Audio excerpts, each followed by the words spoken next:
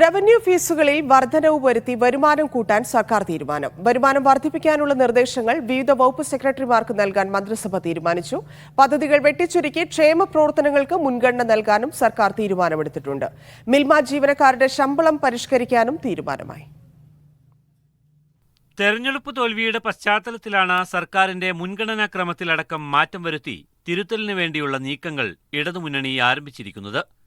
കേന്ദ്ര സർക്കാർ പൂർണ്ണമായും സാമ്പത്തികമായി അവഗണിക്കുന്ന പശ്ചാത്തലത്തിൽ സംസ്ഥാനത്തിന്റെ തനത് വരുമാനം വർദ്ധിപ്പിക്കുക മാത്രമാണ് നിലവിലെ പ്രതിസന്ധി മറികടക്കാനുള്ള പ്രധാന മാർഗങ്ങളിലൊന്നായി സർക്കാർ കാണുന്നത്. ഇതിനായി സംസ്ഥാനത്തിന്റെ തനത് നികുതി വരുമാനം വർദ്ധിപ്പിക്കുക എന്നുള്ളതാണ് മന്ത്രിസഭ എടുത്ത തീരുമാനം.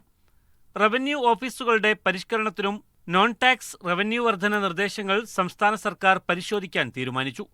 ഇതിനുള്ള ശുപാർശകൾ ഓരോ വകുപ്പിന്റെയും സെക്രട്ടറിമാർ ഈ മാസം 26-ന് മുമ്പ് ഉത്തരവിറക്കണമെന്നാണ് മന്ത്രിസഭ നൽകിയിരിക്കുന്ന നിർദ്ദേശം.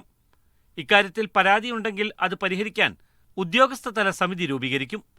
കഴിഞ്ഞ 6 മാസത്തിനുള്ളിൽ നിരക്കുകൾ വർദ്ധിപ്പിച്ച മേഖലകളിൽ ഇത്തവണ നികുതി നിരക്ക് വർധനവ് വരുത്തില്ല.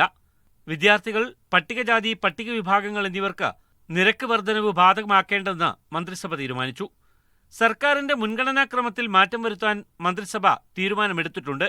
ക്ഷേമപ്രവർത്തനങ്ങൾക്ക് മുൻഗണന നൽകും. ഇതിന് പണം കണ്ടെത്താൻ നിലവിലെ പദ്ധതികൾ വെട്ടിച്ചുരുക്കാനാണ് മന്ത്രിസഭാ തീരുമാനം. നടപ്പ് പദ്ധതികളുടെ മുൻഗണനാക്രമം തീരുമാനിക്കാൻ മന്ത്രിസഭ ഉപസമിതിയെ ചുമതലപ്പെടുത്തി. സർക്കാരിന്റെ മുൻഗണനാക്രമത്തിൽ മാറ്റം വരുത്തി ക്ഷേമപ്രവർത്തനങ്ങൾക്ക് മുൻതൂക്കം നൽകാൻ സംസ്ഥാന സർക്കാർ തീരുമാനിച്ചിട്ടുണ്ട്. ഇതിനായി നിലവിലെ പദ്ധതികളടക്കം വെട്ടിച്ചുരുക്കും. നടപ്പ് പദ്ധതികളുടെ മുൻഗണന സംബന്ധിച്ച തീരുമാനമെടുക്കാൻ പാർട്ടിയുമായി ബന്ധപ്പെട്ട് വിവിധ ചർച്ചകൾ നടത്താനും തീരുമാനിച്ചു.